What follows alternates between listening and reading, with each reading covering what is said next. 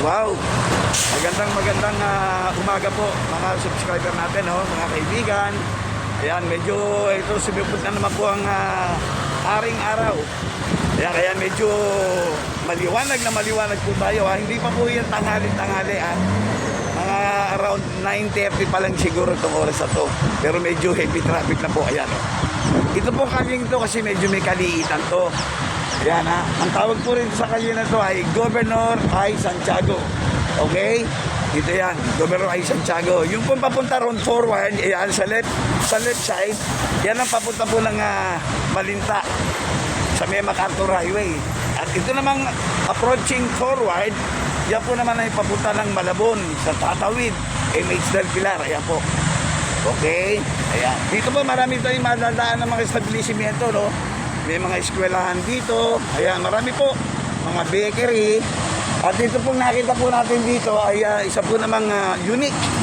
Bakit unique? Kasi iba-iba ang mga tinitinda nila.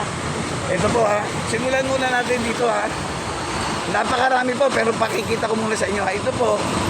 Ito po mga tali na to. Mali. Sa manok ito. Ayan. Ayan, sa manok yan Hindi lang po ito sa manok Marami pa po tayong ipapakita.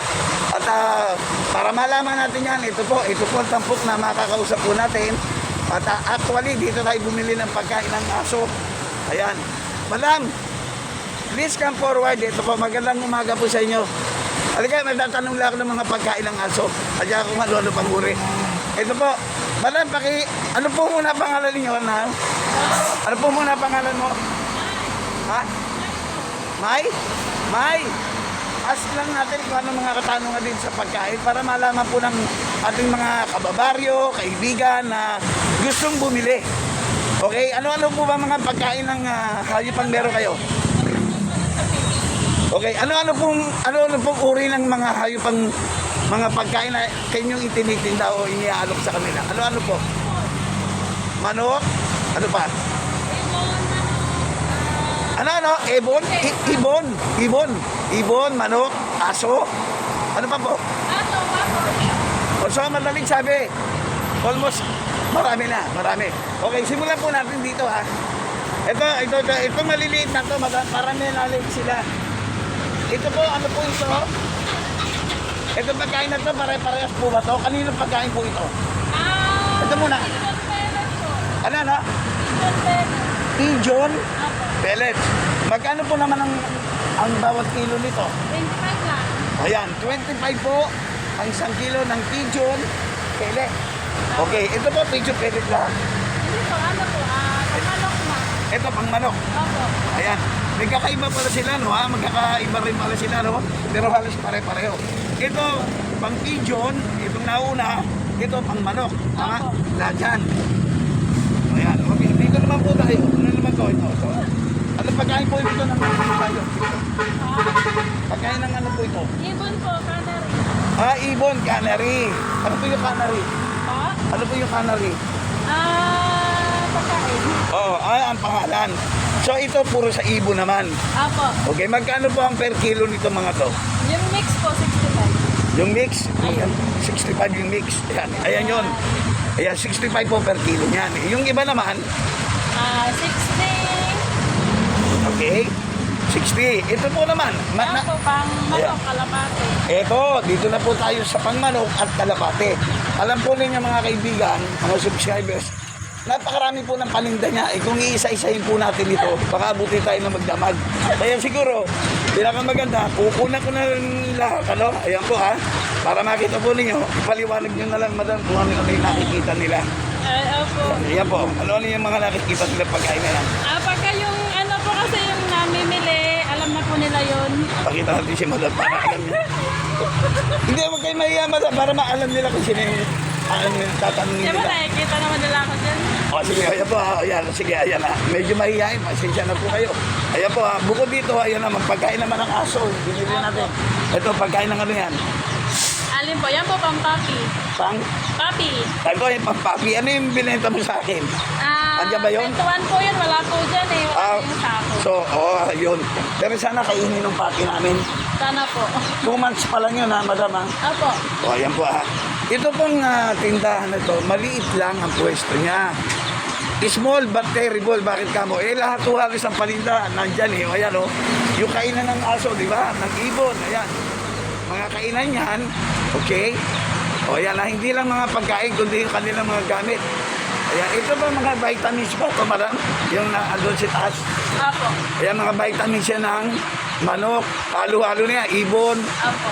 Ayan po, lahat po itong mga nakasabit, mga vitamins yan. Ito po mga nasa lata naman. Lata po. Ayan naman mga ito Dog nasa food, kan. cat food po. Dog Na food, at saka Cat food na wet. napakarami paninda si Mula. Pagda naman tayo rito, ito yung mga nasa kahon. Ano ito sa kahon? Ano ito? Ano Vitamins po, daw. para pagkain ng pangsabong. Okay. Pansabong yan. Ito. Ayan. Yung mahilig ko mag-alaga ng manok at gusto yung pansabong. Ayan. Mga vitamins yan. Yung mga nandoon sa mga yun. Yung mga nandoon sa sako. Sako na yung mga nakasako. Ano yan? Ganito din po. Ganyan din yan. Kumbaga reserve ito. Apo. So, madam, gaano katagal na po kayo nagtitinda dito? Gaano katagal na po itong pwesto? 5 days? Ano? Hindi pa po ako yung mga dati pa. Opa, Ako magto 2 years pa lang. magto 2 years. So, ano po ba ang mga naging experience niyo sa pagtitinda rito, madam? Ano po naging experience niyo? Hindi po. Sige po. O, gaano katagal, ano ang nagiging problema po ninyo rito sa pagtitinda? May nagiging problema na ba? Wala naman. Wala naman po. Wala naman. Kasi, hindi, alam niyo naman, madam, ang business talaga, di ba, may malakas, may matumal. Okay, so, para hindi masyado magtagal, alam ko kasi mahihayin po kayo sa camera.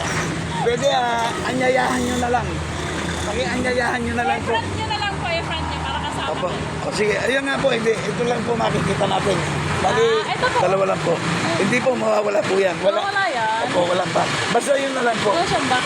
Opo, madam, ano niya, imbitahan nyo na lang sila. Yun na lang po. Sige po, panoorin na lang po namin. Okay, imbitahan nyo na lang po sila. Hindi, imbitahan nyo po yung mga gustong bumili kung saan po sila Hindi pupunta. na po nakakahinga. Hindi po, sige po, imbitahan nyo yung mga kapitbahay natin na bumili sila rito. Sige Ayaw po. po.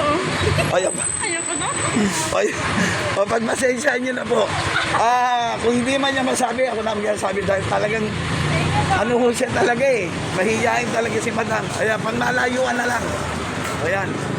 Nandito po siya sa Governor I. Santiago. Malapit po, o paglampas lang po ng Bethel School kung papunta kayo ng Malinta. So okay, sa maigsing oras, at least binigyan niya tayo ng pagkakataon na ma-interview sila o siya para po makilala yung kanilang mga pagkain na ibinibenta sa inyo. Kung ano man lang yung pangangailangan, inuulit ko, dito lang po yan. Sa may Valenzuela City, particular sa Governor I. Santiago Street, malapit po sa school ng Bethel. So that's it. Maraming salamat po. Kahit mahihain si madam, ayun. Kaway na lang madam, kaway. Ayan. Kung ano man ang pangalan ni madam, hindi ko alam. Magpakilala na lang po kayo. Nakita nyo kanyo sa ating YouTube. Okay? Maraming salamat. Bye-bye, madam. Thank you so much.